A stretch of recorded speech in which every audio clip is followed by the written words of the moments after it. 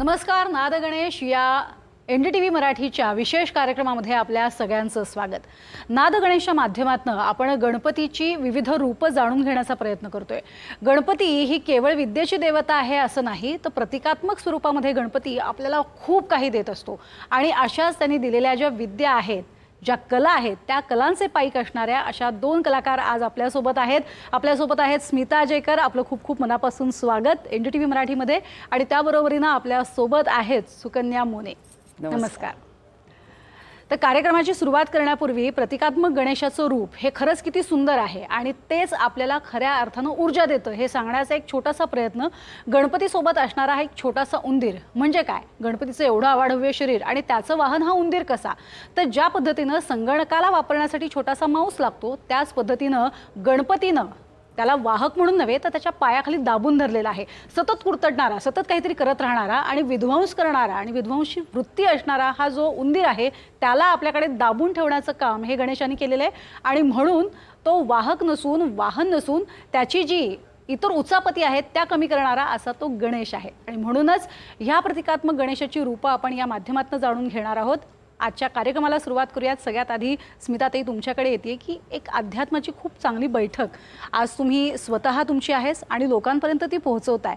गणपतीच्या ह्या काळामध्ये काय स्वरूपाची साधना, उपासना ही असणं गरजेचं आहे याची भरपूर व्हिडिओ येत असतात, पण तुम्हाला खऱ्या अर्थानं या काळामध्ये काय करणं गरजेचं असं वाटतं?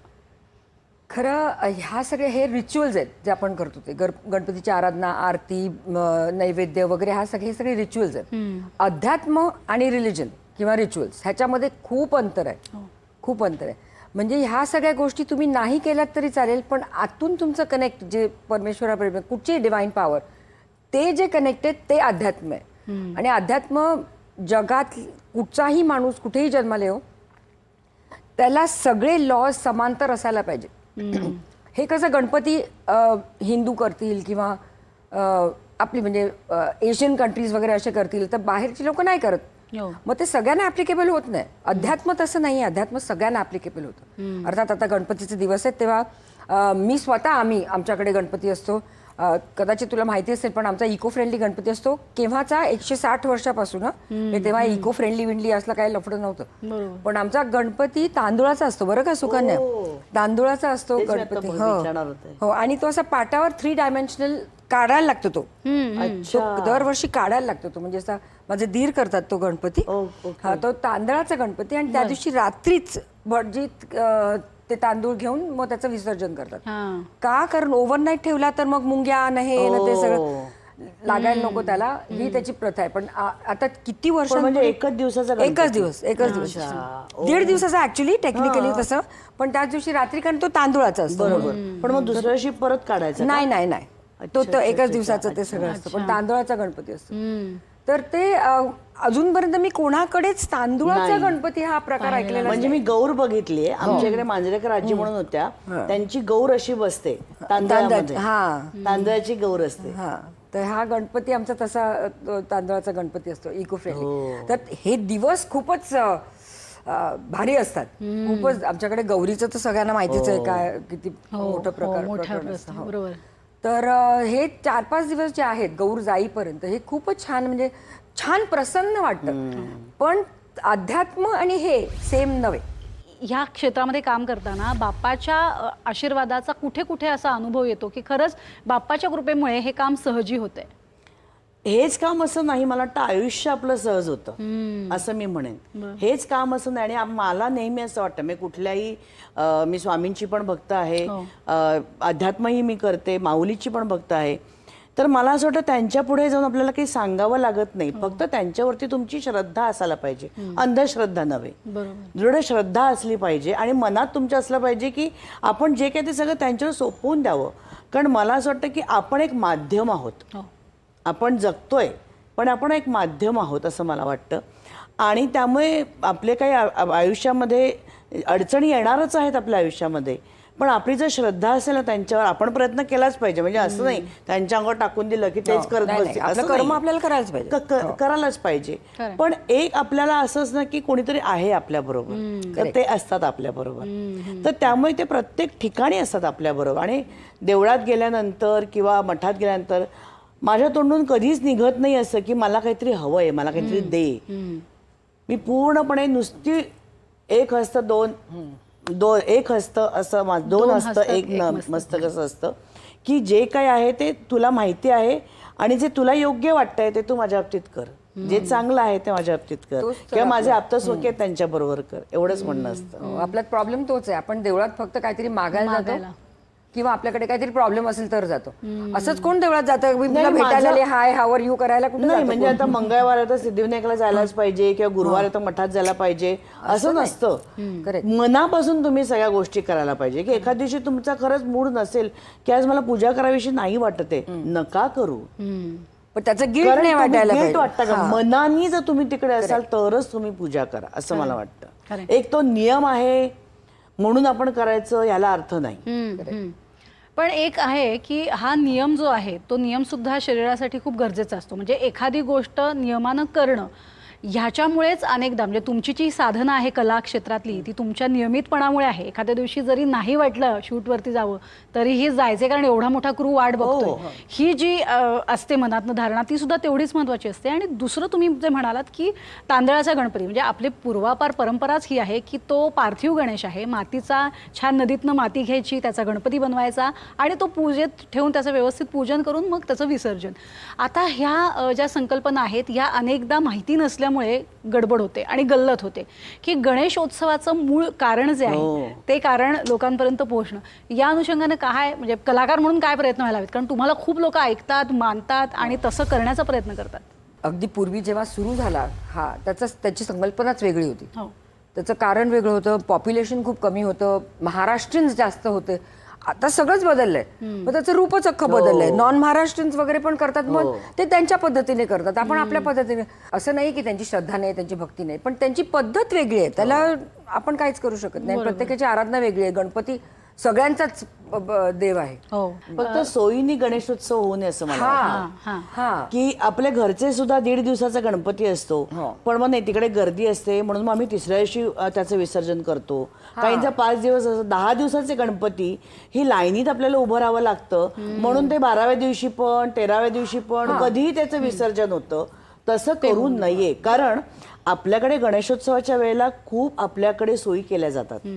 की एक ट्रॅफिक जे असतं त्याचं एक नियोजन केलेलं असतं आपल्या पोलिसांनी, तर ते कुठेतरी तुम्ही त्याचं उल्लंघन करता असं मला वाटतं. कारण त्या याने नागरिकांना सुद्धा सांगितलं जातं की या दिवशी तुम्ही घरातून बाहेर पडू नका. याचं काही नियोजन आहे, तुमच्यासाठीच नियोजन केलेलं असतं. आणि मग त्याच्यासाठी अक्षरशः पहाटेपासून दुसऱ्या दिवशी पहाटेपर्यंत, कारण मी शिवाजी पार्क मध्ये राहते त्यामुळे माहिती आहे मला, पहाटेपर्यंत लाईन लागलेली असते आणि तो आणि ते चालूच असतं. म्हणजे माझं म्हणणं की मोठे मोठे तुम्ही स्पीकर लावता. आणि आता शिवाजी पार्क जिथे आहे तिथे तर 2-3 मॅटर्निटी हॉस्पिटल्स आहेत, तर त्याचा विचार तुम्ही केला पाहिजे की एवढं दांड लावतात तर जे छोटं बाळ असेल त्याच्या हृदयावर किती घात होत असतील. खरंय, ऍब्सोल्युटली घाव होतं. त्याच्यानंतर काही तिकडे म्हणजे आजूबाजूला तुमचे सिनियर सिटीजन असतात, काही आजारी लोक असतात, काहींची परीक्षा चालू असते हल्ली, कारण सगळ्या बोर्ड बदललेले असल्यामुळे. तर ह्याचा विचार आपण सगळ्यांनी केला पाहिजे. तुम्ही साजरा करा, पण त्याचा त्रास होता का तर आपण दुसऱ्यांना बोलू शकतो असं मला वाटतं. किंवा ट्रकच्या ट्रक खाणं पण येत असतं, तर नंतरची स्वच्छता पण व्हायला पाहिजे ना, ती पण तुम्ही करायला पाहिजे. आता निर्माल्यांसाठी तिकडे वेगळे हंडे केलेले असतात, तिकडे निर्माल्य गोळा करता, पण तुम्ही खाता ते सगळ्या डिश तिकडेच पडलेल्या असतात. मग कुत्रे येऊन खातात, भिकारी येतात, हे सगळं. तर ह्याच्याकडे पण तुम्ही एक गणेशोत्सवाची पण शिस्त पाहिजे, तर त्याच्याकडेही तुम्ही लक्ष दिलं पाहिजे. ती निघून जाते असं मला वाटतं. ती निघून जाते पूर्ण. हे त्याच्यासाठी जे नियोजन केलेलं आहे त्याचं तुम्ही पालन केलं पाहिजे. मग गणेशोत्सवाला काहीच कोणी किंवा त्याच्या सुद्धा दर्शनासाठी ज्या पद्धतीने गर्दी केली जाते, ज्या पद्धतीने म्हणजे लोकांचं दर्शनच होत नाही, म्हणजे नागरिकांनी सुद्धा भक्तांनी सुद्धा ती काळजी घ्यायला पाहिजे असं मला वाटतं. की तुम्हाला दर्शन हवं आहे शांतपणे घ्या. किंवा आता आम्ही कलाकार जेव्हा जातो तेव्हा आम्हाला प्रार्थना करायलाच मिळत नाही, फोटो काढूया, ते फोटो काढूया. तुमच्यासारखीच आम्ही माणसं, तुम्ही का म्हणजे आम्हाला दर्शन तर घेऊ दे असं वाटतं. गणपती हा प्रतिकात्मक आहे आणि तेच लक्षात येत नाही. दुर्वा सुद्धा गणपती ही मुळात देवताच आहे, ती युद्धाची. युद्धामध्ये पटकन ज्या वेळेला तुम्हाला जखमा होता तेव्हा पटकन जखम बरी करण्यासाठी दुर्वांचा रस काढून तो लावला तर तुम्ही पटकन बरे होता. आज होतं असं की ते माहिती नसल्यामुळे दुर्वा वाहण्यातच आपला वेळ नाही जातो. किंवा पूर्वी संस्कार जे व्हायचे हा. म्हणजे जेव्हा लग्न झाल्यानंतर पहिल्यांदा जेव्हा नवरा बायको भेटायचे एकमेकांना तेव्हा दुर्वांचा रस नवऱ्याच्या म्हणजे त्या मुलांच्या नाकात घातला जायचा शुद्ध करण्यासाठी. हे आमच्या जन्मगाठ नाटकात होतं तेव्हा मला कळलं बर बर वा की जेव्हा ते एकत्र भेटतात म्हणजे पहिल्या दिवशी पूजा होते आपल्याकडे आणि मग त्या रात्री त्या दोघांचं संगम होतो आपण म्हणू मिलन होतं असं पण म्हणू. तेव्हा ते पूजा झाल्यानंतर दुर्वांचा रस घालतात नाकात की पूर्ण तुमचं ते शुद्ध होण्यासाठी म्हणजे इतकं ते दुर्वाच्या रसाचं पावित्र्य आहे. कालच म्हणजे अलीकडेच म्हणजे डोक्यात हा एकदा विचार आला होता की शंकर जो त्रिकालदर्शी आहे त्याला कळलं नाही का हा गणेश माझा पुत्र आहे म्हणून. त्रिकालदर्शी शंकर ह्याला कळायला हवा की मग त्याचं त्यांनी डोकं कापलं वगैरे वगैरे. आता त्याचं सिम्बॉलिक अर्थ असा आहे की तो जो गर्व होता त्यावेळेस गणेशाचा की मला सांगितलंय पार्वतीने माझ्या आईने की कोणाला तू कोणी असलास तरी मी तुला जाऊन. तर ते जे आहे जो गर्व इगो जो आहे तो इगो कट करणं हे गरजेचं आहे. म्हणजे गणपतीचं डोकं कापणं हे सिम्बॉलिक जसं तू आता म्हणत होती प्रत्येक गोष्ट सिम्बॉलिक आहे तसं मीपणा. मग माझा दुसरा प्रश्न होता की मग त्यांनी हत्तीचं कशाला डोकं लावलं मग परत त्या गणेशाचंच डोकं लावायचं ना कापले होते. पण तो इगो कापला आणि तो इगो परत नाही आला पाहिजे त्या ह्याच्यामध्ये. म्हणून मग आणि ते हत्तीची एक वेगळी कहाणी आहे. ते हत्तीचं पण त्यांनी खूप आराधना केली होती आणि त्याची अशी इच्छा होती की त्यांनी शंकराबरोबर त्यांच्या जवळ असं सानिध्यात राहावं वगैरे म्हणून तो हत्ती त्या हत्तीचं डोकं त्याच्यावर लावलं होतं. तर हे पण आपल्या बऱ्याच गोष्टी आपल्याला माहिती नसतात आणि सगळ्या ह्या गोष्टी आहेत ह्या सगळ्या सिम्बॉलिक आहेत. अगदी आपण त्या अक्षरशः त्याचं असं कसं असू शकतं तसं कसं असू शकतं हे प्रश्न आपण विचारू नाही शकत कारण त्याचा पाठचा संदर्भ आपल्याला माहिती नसतो. पण हेच होतं की पुढच्या पिढीला हे माहिती नसल्यामुळे प्रश्न विचारले जातात पण प्रश्नांची उत्तरं देणं ही आपलं काम आहे. तुम्ही जेव्हा काम करता वेगवेगळ्या ठिकाणी आणि ज्या पद्धतीनं लोक अक्षरशः डोक्यावरती घेतात तुम्ही जे काही काम करता त्याला तर ह्या वेळेला एक अशाच पद्धतीनं काही गोष्टी ज्या खऱ्या आहेत त्या लोकांपर्यंत पोहोचाव्या यासाठी थोडे प्रयत्न व्हावेत असं वाटतं का? आत्ताचं हे जे जग आहे मालिकांचं आहे वेबसिरीजचं आहे तर मालिकांकडे बघताना दृष्टिकोन लोकांचा खूप वेगळा आहे. एक इडियट बॉक्स असं आपण म्हणतो त्याला. हे काय चालू आहे वर्षानुवर्ष चालू आहे असं म्हटलं जातं. पण काही मालिका या खरोखरच तुम्हाला खूप काही देऊन जाणाऱ्या असतात. जसं तुम्ही आभाळमाया नावाची मालिका केली किंवा जुळून येते रेशीम गाठी मालिका केली तर त्या माईनं मला खूप काही दिलं गेलं.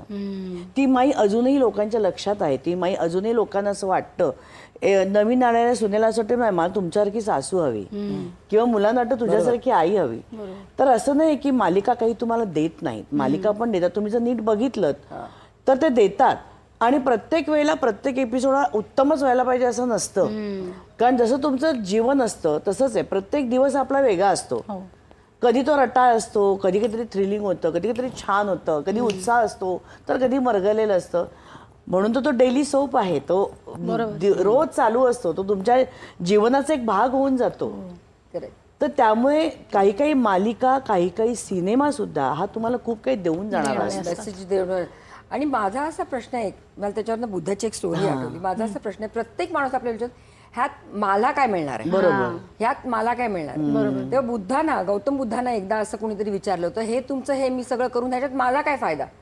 तर बुद्ध म्हणाले कदाचित नसेल काहीच तुमचा फायदा पण माझा काय फायदा आहे. तुम्हाला त्यांना विचारलं बुद्धांना की तुम्हाला काय फायदा झाला त्याच्यात.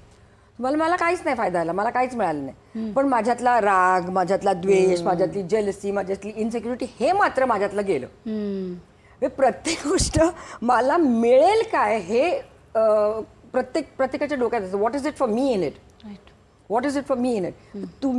Nothing is there for you in it पण there are so many things which go away from you that is what is there for you in it.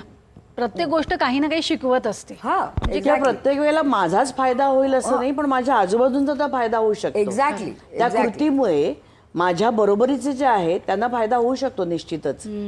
त्यामुळे प्रत्येक वेळेला फक्त स्वतःचाच विचार न करता आपण ज्या समाजात राहतो किंवा समाज म्हणजे कोण आहे तर आपल्या आजूबाजूला असणार आहे. फार मोठा शब्द नाही वापरत आपल्या आजूबाजूला असणार आहे. मी एखाद्या मालिकेत काम करते तर माझ्या बरोबरचा जो ग्रुप आहे सगळा किंवा नाटकात काम करते तो जो ग्रुप आहे त्यांचं जर भलं होत असेल तर मला ते हवंय कारण ते माझे आहेत कारण ते माझ्या बरोबर आहेत. म्हणून मला ते हवं आहे. हा विचार प्रत्येकाने केला तर छान होतं एवढं आयुष्य. स्वार्थी बनू नये माणसाने. फक्त मी I me and myself सारखं. हा एक तुम्ही जो उल्लेख केलात की सामाजिक संदेश हा प्रत्येक कृतीतनं मांडलाच जात असतो. म्हणजे कुठलीही कलाकृती बनू देत, एक खूप चांगलं सक्षम असं माध्यम आहे.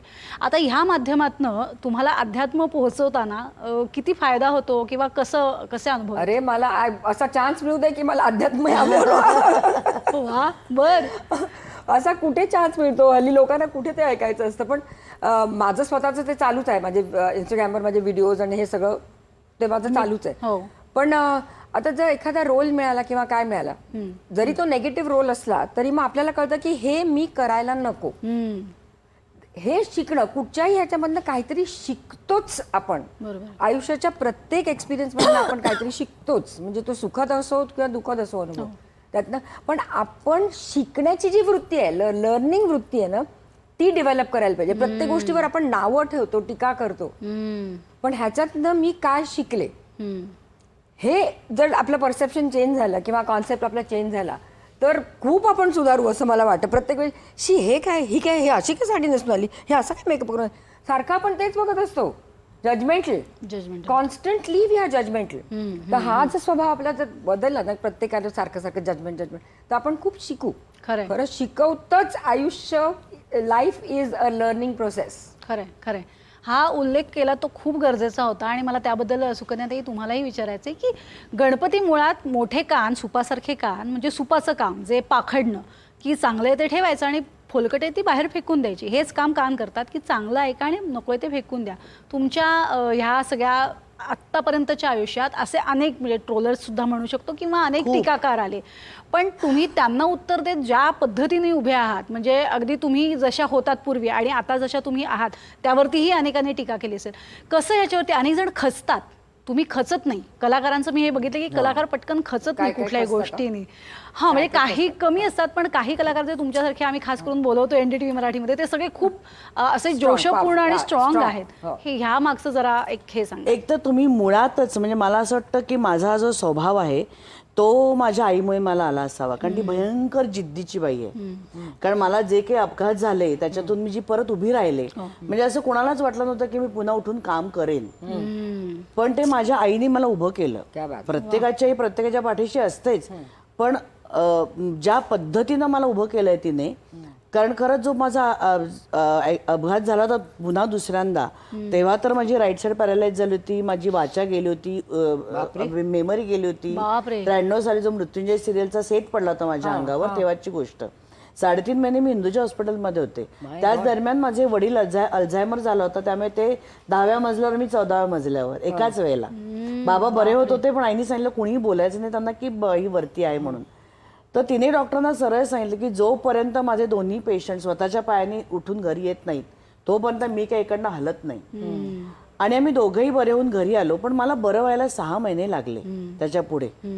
तर त्यावेळेला माझ्या आईने, कारण मला तर असं वाटलं की आता काही, कारण वजन वाढत चाललं होतं, कळत होतं की आता नीट बोलता येत नाहीये, आवाज बदललाय, केस चाललेत, हे सगळं कळत होतं. आणि तर म्हटलं आता आपण काहीच करू शकत नाही, कारण नृत्य हे माझं खूप आवडीचं होतं किंवा अभिनय करणं. म्हणलं आता काय आपण उभं राहणार नाही. पण तिने मला उभं केलं. म्हणजे ती मला शिवाजी मंदिराला फिरवून आणायची, रवींद्रला फिरवून आणायची, ही तिची थेरपी असेल. कारण माझे काही फार शिकलेली नाहीये किंवा अशी काही. आणि तिने मला उभं केलं. एके दिवशी ती म्हणाली की आता मला परवडत नाही तुझा खर्च, उठायचं आणि काम करायला लागायचं. तर त्यावेळेला असं वाटलं की हा बाईला कळतंय मी नाही काही करू शकत आहे, पण तिने जर उभं केलं नसतं तर मी आज इथे तुमच्याशी गप्पा मारू शकले नसते. त्यामुळे तो स्वभाव तिच्याकडनं माझ्याकडे आला. आणि ज्या वेळेला माझं ठरलं फायनली की आपण आता इथेच काम करायचं आहे, त्यावेळेला माझ्या आईवडिलांनी मला सांगितलं की आम्हाला ऑन स्क्रीन किंवा ऑफ स्क्रीन असं काहीही काम करू नकोस की ज्याने आमची मान खाली जाईल. आणि हे कायम मी डोक्यात ठेवलं होतं. किंवा माझ्या आयुष्यात आलेले, आता स्मिताबरोबर मी सरफरोश नावाचा सिनेमा केला, त्यावेळेला सुद्धा ती होम हवन करत होती. तर त्यामुळे तो कुठेतरी एक मनात बसलं होतं की अध्यात्म किती महत्वाचं आहे आपल्यासाठी. किंवा अशोक मामांबरोबर काम केलं तर त्यांनी मला सांगितलं की तुम्ही कलाकार म्हणून एक 19-20 चालेल, पण माणूस म्हणून 100% पाहिजे, तर तुम्हाला इथे कधीही काम मिळेल. किंवा नीनाने काही गोष्टी सांगितल्या, तर ह्या गोष्टींना कायमस्वरूपी माझ्या मनात आहेत, कोरल्या गेल्या. तर ते धरून मी काम करते. आणि माझे गुरु या क्षेत्रातले आपण म्हणू संजय गोडबोले म्हणून, ज्यांनी मला अध्यात्माची ओढ लावली, अध्यात्माचं महत्त्व मला त्याने सांगितलं, बैठक म्हणजे काय असं ते मला सांगितलं, आणि मेडिटेशन ध्यानधारणा किती महत्त्वाची आहे हे त्यांनी मला सांगितलं, शिकवलं. आणि त्यामुळे प्रत्येक संकटातून मी खंबीरपणे उभी राहिले, बाहेर आले. की मी काही काळ असं झालं की नाही मला ते काहीच करायचं नाही. आपण एका पॉईंटला असं होतं ना, एवढं सगळं करून सुद्धा का आपल्या आयुष्यात एवढी सगळी संकट येत आहेत. पण त्यावेळेला पुन्हा एकदा चिन्मय उदगीरकर सारखा माझा एक मित्र आला, कदाचित तो स्वामींनीच त्याला परत पाठवलं असेल की असं मी म्हणेन, की नाही हे तू परत चालू कर, त्यानेच तुला तेच साथ देणार. आणि मी परत त्या मार्गाला लागले, परत मेडिटेशन करायला लागले. आणि तू म्हणतेस तसं की ते आपल्याला ओढून त्याच्यात चुंबकत्व आहे. म्हणजे नाही ना, नाही आज माझा मूड नाहीये, मला नाही करायचं आज, मला काय असं म्हणून झोपायला गेलं तरी आपल्याला आपण उठून परत करतो. ते रेस्टलेस व्हायला होतं की काहीतरी माझं की नाही मला हे करायचं आहे मेडिटेशन. आणि त्या मेडिटेशनमुळे ना आयुष्यातली खूप माझी गणित सोपी उलगडत गेली आणि येणाऱ्या संकटांचं काहीच वाटलं नाही. त्यामुळे किती ट्रोल केलं, काही केलं तरी मला नाही काही वाटत, मला नाही काही माझ्या मनावर आता परिणाम होत. कारण मला हे माहितीये की मी जे करते ते मी चांगलं करते. कारण माझ्या आजूबाजूला असे काही व्यक्ती आहेत की ज्या मला सांगणार आहेत की हे चुकतेस तू. आणि माणूस हे पहिल्यापासून माहितीये की तुम्हाला विद्यार्थी दशेतच राहायचं आहे आयुष्यभर. ही विनम्रता. आणि टीकांचं तुम्ही स्वागतच केलं पाहिजे. जसं कौतुक तुम्हाला हवंय तसं त्या टीकेचा तुम्ही विचार करायला पाहिजे. बरोबर. की हे का माझ्या बाबतीत बोललं जातंय, मग त्याच्यासाठी मी प्रयत्न करायला पाहिजे. आपण प्रयत्न करत राहतो. आता तू म्हणालीस तसं की आता मी आधी कशी होते आणि आता कशी झाली आहे असं म्हणणारे खूप जण आहेत. पण मी का असे झाले माझं मलाच माहितीये. मी ते प्रत्येकाला नाही मला सांगायचंय. बरोबर. प्रत्येकाला, कारण ते माझ्या आयुष्यातला भाग नाहीये, ते फक्त प्रेक्षक आहेत माझे. आणि त्यांना मी त्या अवस्थेत मी आवडते हो, मला मान्यच आहे, हे मलाही कळते. पण माझ्या काही गोष्टीत नाईलाज पण आहे. प्रयत्न नाही करते का असं नाहीये. पण त्यांचा मी कधीच असं काही म्हणत नाही, कारण ते त्यांच्या दृष्टीने ते बरोबर आहेत. बरोबर. माझ्या दृष्टीने मी बरोबर आहे. अगदी. पण एक स्मिताताई, इतक्या उच्छृंखल दुनियेमध्ये तुम्ही वावरता, म्हणजे सगळंच अगदी उथळ आहे. तुम्ही अगदी बॉलिवूडमध्ये सुद्धा इतक्या जवळून सगळं पाहता की एकदम उथळ आहेत सगळेजण. मग अशा क्षेत्रातनं तुम्ही अध्यात्माची ही आता आवड तुमची जोपासताय, हे कसं तुम्हाला शक्य झालं? एक तर मी ही आत्ता नाही जोपासत आहे. जेव्हापासून माझं फिल्म करिअर सुरू झालं त्याच्या आधीपासून मला माझे पहिले गुरु भेटले. तेव्हा माझा जवळजवळ आध्यात्मिक प्रवास 35-36 वर्षांचा आहे. बरोबर. तो आत्ताचा नाहीये. आता दिसतंय कारण मीडिया म्हणून दिसतंय. पण तेव्हापासून जसं ही म्हणाली मी हवन तेव्हा करायची, त्याला 25 वर्ष झाली सरफरोशला, त्याच्या आधीपासूनची गोष्ट आहे. तर ह्या बॉलिवूड हॉलिवूड नाही, बॉलिवूड किंवा मराठी ह्याच्यामध्ये कशी माणसं आहेत असतील, ती कशी उथळ असतील, काय असतील, पण माझा हा जो बेस आहे ना, ह्या बेसमुळे मी अगदी सहजपणे त्यातनं बाहेरच निघायची. म्हणजे असं नाही की माझ्या आयुष्यात असले काय आले नाही, पण नंतर माझ्या लक्षात आलं, हे बाबा हे असं होणार होतं माझं. मला म्हणजे अक्षरशः तो कोण वरचा तो माझ्यावर खूप प्रेम करतो, कोणीतरी आहे वरती जो माझ्यावर खूप प्रेम करतो. इतकं सहज निघाले मी. जाताना खूप खड्डे आहेत, दगड येतात, सगळं येतं, पण आपण ते बाजूला सारून आपण चांगला रस्ता शोधतो. तसं आपण केलं पाहिजे असं मला वाटतं. म्हणजे अक्षरशः तळहाताच्या फोडासारखं जपतो म्हणतात ना, तसं जपलंय मला. तसं मला जपलंय. मी अक्षरशः अलगदपणे बाहेर निघते ह्या गोष्टींमधून. तेव्हा ही उथळ असतो, कोणी काय असतो, क्रिटिसिझम करत काय मला काही त्याचा काही हे झालं नाही, परिणाम झाला नाही, थँकफुली. मला असं वाटतं दुःखाला आपण जेवढं कवटाळून बसू ना तेवढं ते वाढतच जातं. त्याच्यामुळे प्रॉब्लेम झोन मध्ये नाही राहायचं, सोल्युशन झोन मध्ये राहायचं. प्रॉब्लेम आहे पण आता ह्याचं सोल्युशन काय? बरोबर आहे प्रॉब्लेम, ते झालं कटकट काय त्यांनी होणार नाहीये. मग तुमचं सोल्युशन काय आहे? बरोबर. Change your zone. What is your solution? आता मी काय करू? हे झालंय, पुढे मी काय करू? हे कॉन्स्टंटली आपण लक्षात ठेवायला पाहिजे. कारण आता मग तेच ह्याला आला हिनी एवढं सगळं सहन केलं. मी फर्स्ट टाइम ऐकते मी आता हिनी एवढं सगळं सहन केलं. मला माहितीच नव्हतं काय सुद्धा.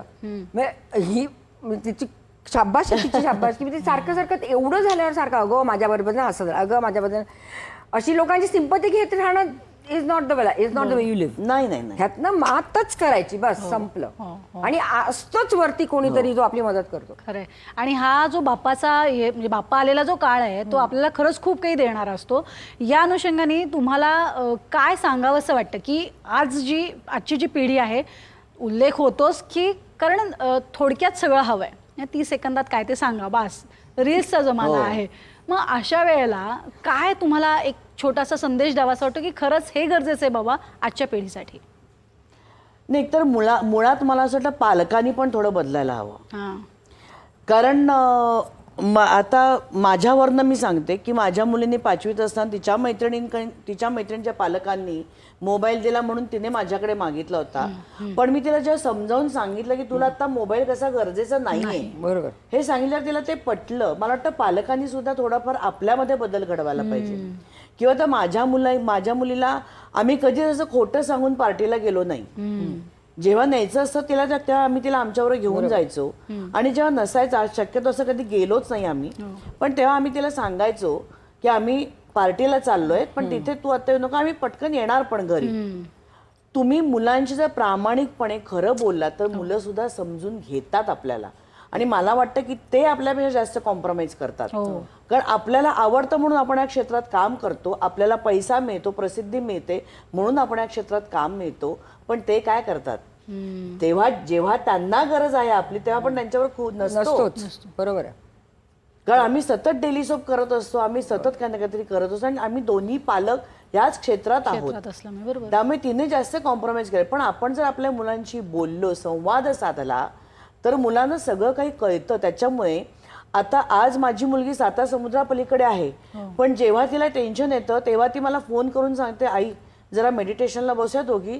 फोन चालू ठेवते ती म्हणते जरा आपण मेडिटेशन करूया, तू मला जर शवासन घालशील का.